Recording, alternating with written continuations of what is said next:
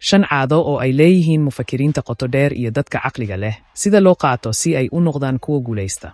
Waa maxay sababta fikirka qoto dheer ay muhiim u tahay?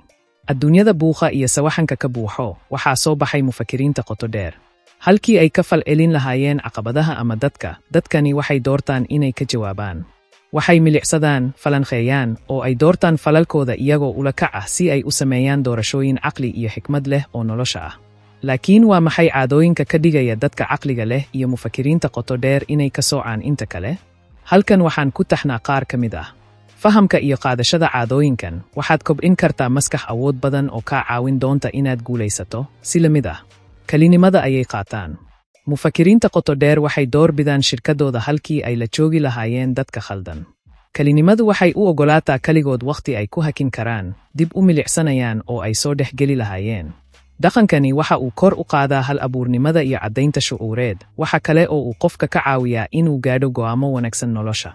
Waxaad la qabsan kartaa caadadan adiga oo leh waqtiyo aan tiknoolaji lahayn maalin kasta, laga yaabee socod subax ah, fadhi joornaal, ama si fudud u fadhiya aamusnaan. Waqtiyadani waxay maskaxdaada ka caawiyaan inay si qoto dheer u socod siiso macluumaadka, taasoo u horseedaysa xallinta mashaakilaadka iyo go'aamada nolosha. Waxay weydiiyaan su'aalo kicinaya. Mufakiriinta qoto dheer waa hal abuur iyo xiiso leh. Halkii ay wax ku aqbali lahaayeen si qiimo leh, waxay jecel yihiin inay wax badan ogaadaan oo waxay weydiiyaan su'aalo macno leh, taas oo kordhisa aqoontooda una horseeda faham qoto dheer. Si aad u horumariso xirfaddan, weydii malo awaalka caadiga ah, ka dood waxa aad aaminsan tahay, oo maskax furan oo aad siyaabo kala duwan uga fikirto. Waa akhristayaasha aadka u macaan.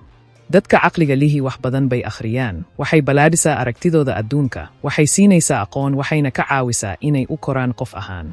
Sidoo kale, kuma koobna hal nooc ama mawduuc, taa beddelkeeda, waxay sahamiyaan taariikhda, sayniska, cilmi nafsiga, khayaaliga iyo falsafada.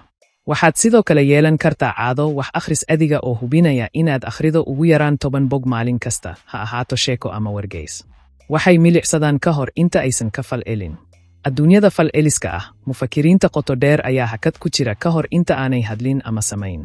Isxakamayntani waxay calaamad u tahay garaadka shucuureed, waxayna u horseedaa go'aano wanaagsan.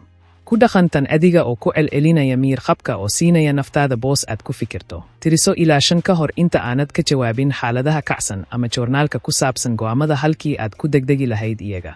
Caadadani waxay dhistaa dulqaadka, dareenka, iyo wada xiriirka fekerka leh dhammaan sifooyinka hogaamiyayaasha guulaysta, shucuur ahaan. Waxay qaadaan tallaabooyin. Fikirka qoto dheer waa qiimo leh, laakiin waa awooda lagu dhaqmo fikradahaas ka dhigaya mid guulaysta.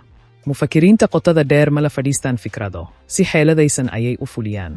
U dhis caadadan adiga oo qora fikradaha muhiimka ah, dejinaya yoolal hawleed yaryar, iyo dib u eegista horumarkaaga si joogto ah.